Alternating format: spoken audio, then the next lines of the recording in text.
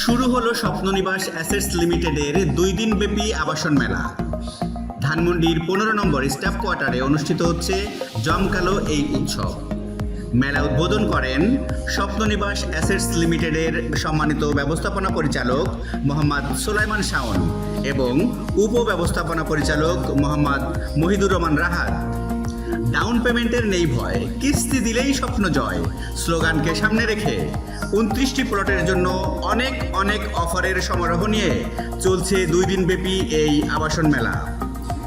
মেলার প্রথম দিনে মেলা প্রাঙ্গণে ছিল ক্রেতা সাধারণের উপচে পড়া ভিড়।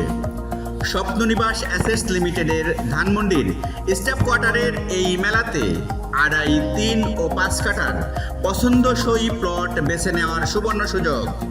এখানে সেখানে প্লট নয়, প্লটটি যেন ঢাকায় হয়।